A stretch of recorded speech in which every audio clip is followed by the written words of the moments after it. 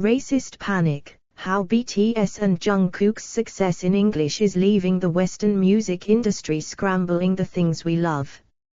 https://fethings-we-love-it-r-blog.com/202234/124/04/racisst-panic-how-bts-and-jung-kook-success-in-english-is-leaving-the-Western music industry-scrambling-forward/skip to content. About. Publications. Podcasts. Contact. Open search pop-up.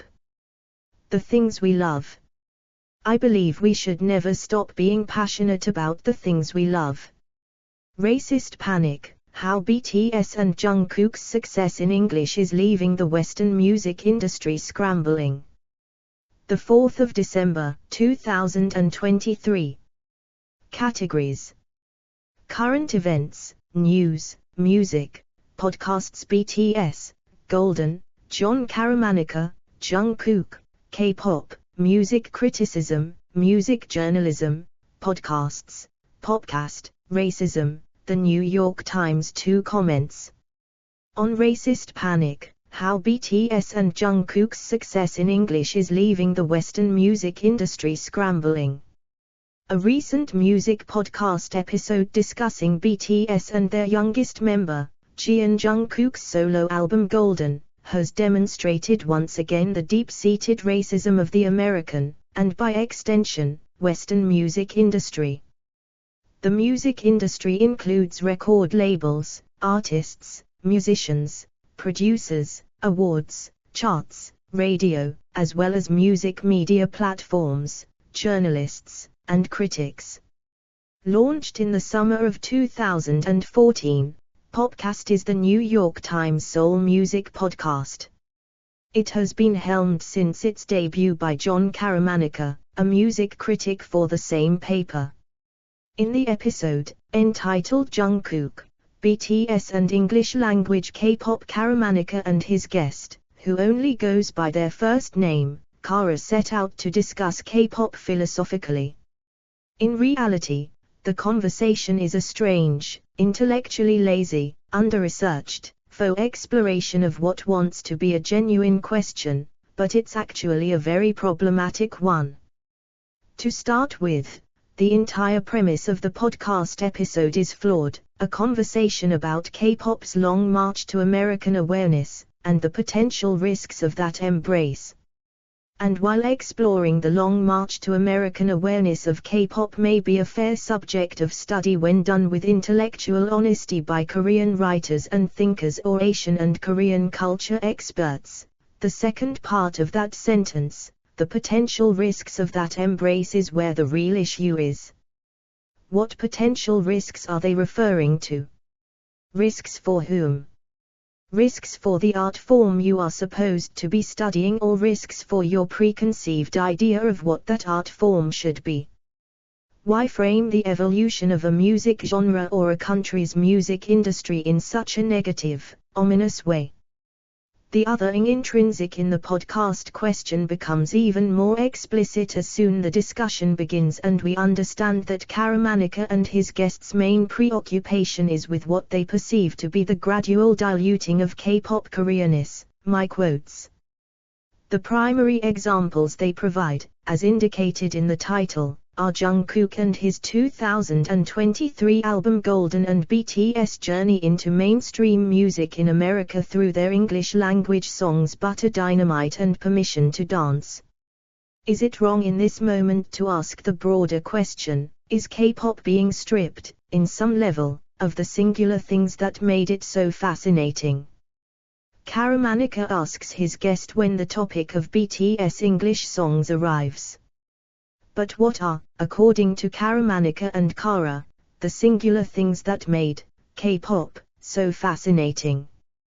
They never fully answer the question, though near the end of the podcast, Kara does list the characteristics of what she thinks K-pop should sound like. This real eclectic drive to pick up pieces from here and there and everywhere, use new sounds, use new and bigger and brighter colors and costuming and just get the weirdest stuff that you can find and throw it on screen. That BTS and Jung, in their eyes, no longer conform to that definition of K-pop is problematic for them. For example, Kara describes Golden as sounding like top 40 radio, which opens up another set of questions. Who is allowed to be on top 40 radio, then? Beyond this qualification, Karamanika and Kara do not engage with the quality of the music or narrative of the album. Their focus remains on the lack of K-pop in the music, removing BTS, Jungkook, and all K-pop musicians' agency and voice as artists to decide the type of music they want to make and the language they want to do it in. In so doing, they expose a racist view of art in which writers, poets, painters, musicians, artists of any kind are defined by their country of origin and who must perform their culture to an American audience who will decide if it appeals to them or not in its exoticism. Clearly, neither Karamanika nor Kara researched Jungkook's album production and the creative journey that led him to record a full English album. Learning about his motivations and aspirations as an artist would go against their need to eliminate his agency and continue to other him. There is no K-pop in this album other than the fact that the audience listening to it is a K-pop audience. That's what makes it K-pop, Kara says of Golden. Later, she doubles down saying it's an American album with a Korean face in it, and why do you need a Korean guy doing Justin Timberlake when we have Justin Timberlake? I can go see Trolls 3, an animated movie where Timberlake plays a role, right now. I don't need to fly to Seoul to go see Trolls 3. In addition to the highly disrespectful tone of this statement, what's Kara trying to say here? That only American or English-speaking artists can make pop music like the one made by Justin Timberlake.